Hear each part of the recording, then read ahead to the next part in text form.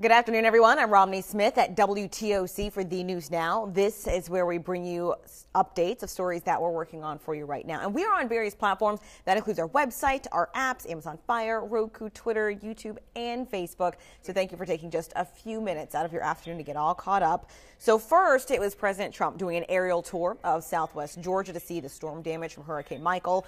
Today, it's Vice President Mike Pence. He is actually on the ground in Albany, Georgia right now.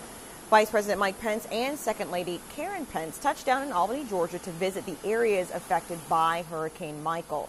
He'll be visiting parts that specifically sustained hurricane damage to agricultural areas. The Pences were accompanied by Secretary of Agriculture, Sonny Perdue, and greeted right there, you see her, by the Mayor of Albany, Dorothy Hubbard. Now, we are expecting to, at some point in time, get a live feed of Vice President Pence, but that live feed has not popped up yet. But as soon as we get that, if it's there, we'll let you know. But we'll continue to monitor. Expect a story on that later on in our newscast. Well, speaking of politicians, early voting is underway right now in both South Carolina and Georgia. But Georgia's voting got off to kind of a rocky start. So a statewide issue with absentee ballots popped up early yesterday morning. Voting applications were not printing, and voters had to fill out ballots by hand. The computers that check voter registration were down, which actually created quite long wait times for voters. The concerns are that I already saw a lot of people leave the line because they had to wait too long. This is the first day. The system should be operating seamlessly, and I'm really disappointed to see that it's not.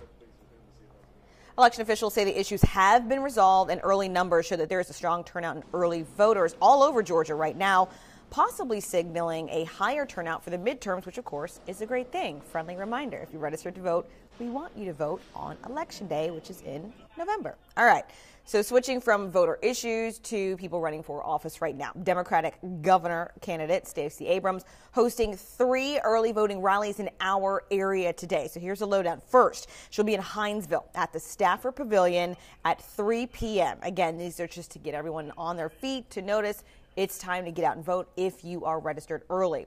At 6 o'clock, she's scheduled to headline a rally at Georgia Southern's Statesboro campus. Again, same thing, early voting rally. And Abrams is, hold on a second. And then at 8 o'clock, she's going to Savannah State University. So 3 different rallies, Hinesville at 3, Georgia Southern at 6 p.m. and Savannah State at 8 p.m. So 3 different early vote rallies, wanting to make sure you know exactly what's going on. Okay, here's that live feed I was just mentioning at the top of the digital newscast. You're taking a live look right now at Vice President Mike Pence speaking with locals in Albany, Georgia. If my memory serves me right, on the far left hand of the screen, that is Congressman Sanford Bishop. Yeah, I think I am right. I worked in that market for about 4.5 years. Very familiar with those people. Again, you're taking a live look. Vice President Pence is scheduled to tour specific agricultural areas in Southwest Georgia that were directly impacted by Hurricane Michael. We know that Georgia has a very large agricultural economy, and it was certainly impacted by the hurricane. Southwest Georgia has been pummeled over and over the past few years with various storms. So very nice to have some presidential and now vice presidential attention to that area to make sure that they can secure the funding that they need. So this is a good sight to see. Again, you were just looking at a live feed of Vice President Mike Pence in Southwest Georgia. We'll have much more on that for you later on the news. All right. I want to switch to the low country really quick. Also along the lines of voting, your time to register to vote is quickly running out. So if you want to participate, you have to register. You only have one more day in South Carolina to register for the November general election. The deadline was extended because of Hurricane Florence, which means you have until tomorrow. You can register online, by mail, or in person at any county voter registration office. Remember, Election Day is November 6th.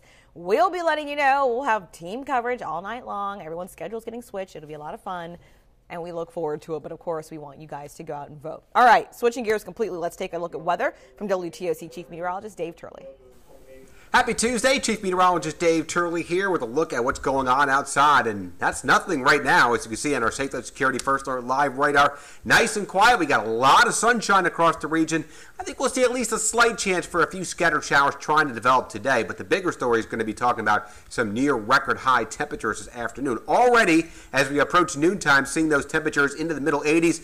Look at the forecast highs today. Lots of temperatures up about 90, maybe 91 degrees. The record high here in Savannah is is actually at 90. So again, we're going to come very close to breaking that. Keeping it warm tonight. You see, when we wake up tomorrow morning, we're starting out with a lot of lower 70s, and we're going to be warm again tomorrow with those temperatures maybe in the 90-degree range and across our southern areas, but a cold front working in from the north. So that means as we go a little bit further northward, looking at some middle 80s. But again, we're looking at a lot of quiet conditions with warm temperatures. There's your hour by hour for today. Notice a few scattered showers trying to develop, but they wind down pretty quickly before midnight. All right. And this isn't really news, but, you know, for those of you who like to gamble a little bit, play some lottery like I do, here's your friendly reminder. Today is the day to get a ticket. Even those of you who just rarely ever play, after nearly 3 months without a winner, the Mega Millions jackpot is almost the highest it's ever been. Tonight's big prize, guys, listen, it's $654 million. Now, your odds for winning are 1 in more than 300 million, but who cares? You got to play if you want a chance to win. Just saying. Tonight's Mega Millions drawing is at 11 p.m. Make sure to get your tickets early. I don't see any questions right now on any of the news stories, but I'd like to thank those of you who weighed in on Facebook.